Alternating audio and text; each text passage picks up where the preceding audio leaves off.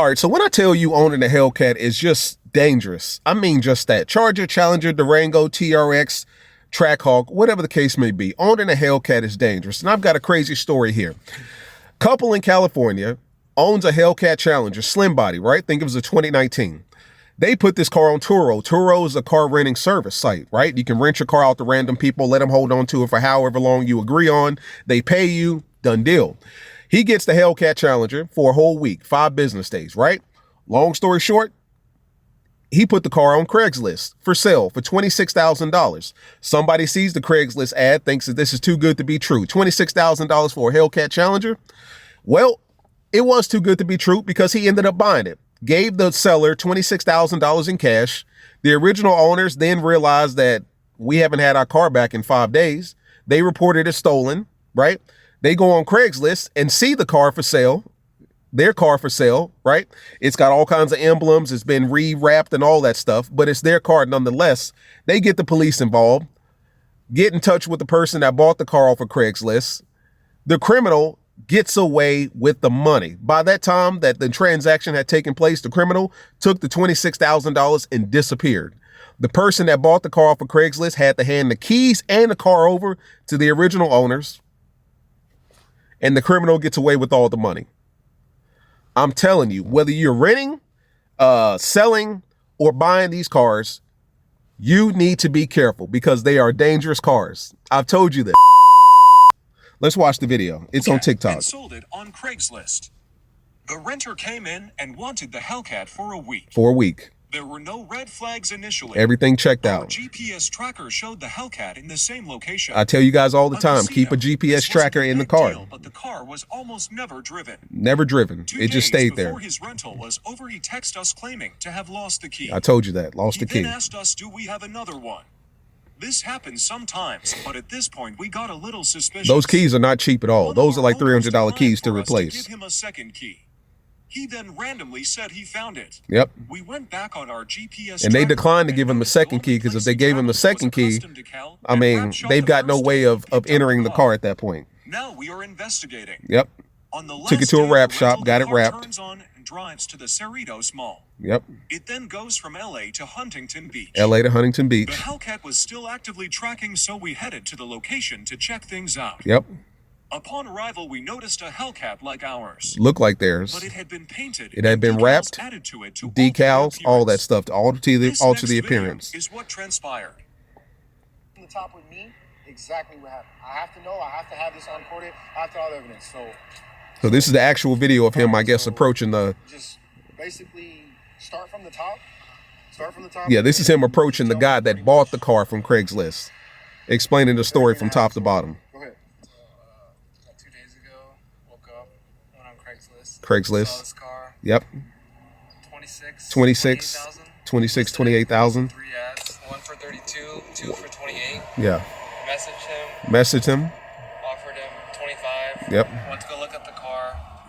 Gave me a story. Showed me the title, everything. Showed him the title, registration, did the VIN check. I went to go borrow money from my friend. Went to get 26,000 from his homeboy and himself, his savings account. Met up with him 2 hours after. Met up with him 2 hours later. Checked out the car, gave him the money. Down the receipt. Yep. He gave me the title. Fake title. And it's just like that. The car was his. And he's gone. So pretty much what's going on here, if you guys remember the Hellcat that had the gold wheels on it that we literally just got, I actually tracked the car because it was due back. Yep. And come to it had gold wheels on it, but they plasti dipped the wheels, plasti dipped them black, and threw a bunch of Hellcat stickers and emblems on the side. The guy that actually rented it from us sold the car with a fake title. Fake title. So now you guys are looking at the same car. Same car. Our Hellcat that's just been sold to this guy fraudulently. And you can tell he's pissed. He's hurt. Not even mad. He's hurt. 26K gone. This is the kind of stuff we deal with, which is absolutely insane. Mm-hmm. Guy literally plasti dipped the wheels. Plasti dipped the wheels. Logo on the back. SRT logo. Plasti dipped the trunk. That's so cheap. Plasti dipped the trunk, the roof, the hood, all that. What it was with our tracking system on it. That's how I was able to find it. Plasti dip is so cheap. So yeah, drive. He took our license plate off and put on another plate. Put a fake license plate on. That wasn't registered to any car. Wasn't registered to any car. Look at that. Comes back to nothing. With some digging, we eventually found the listing of our Hellcat he sold. At the $28,000. time, this was a $70,000 car that was sold for $26,000. $70,000 car sold for 26. This is what the Hellcat originally looked like. That's too good to be true. Come on, guys. This was You know what I mean? That's not even 50% off. Like that's 60, 65%, pushing 70. Fake title, fake registration. Look closely at how good car thieves fake paperwork. Look at the paperwork. It's even got the DMV watermark in the back. Certificate of title. This is the bill of sale. Look at the bill of sale. I told you it was just written.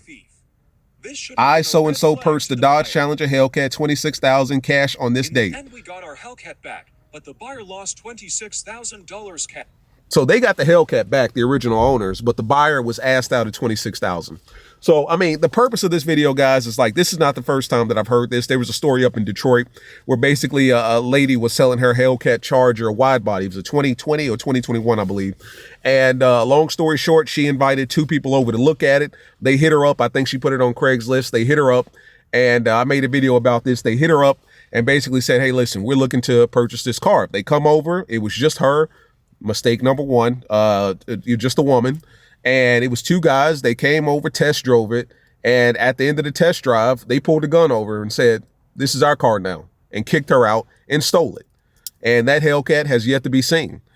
When you're selling these cars, when you're renting these cars, and of course, even when you're buying these cars, if it's too good to be true, it's simply too good to be true. $26,000 for a $70,000 car. $26,000, I don't even think that that's the engine. I think the engine alone is like 30, 38,000, you know, maybe 40. You know what I'm saying? You're not going to find a Hellcat in any condition for 26,000 unless it's just messed up beyond repair, you know?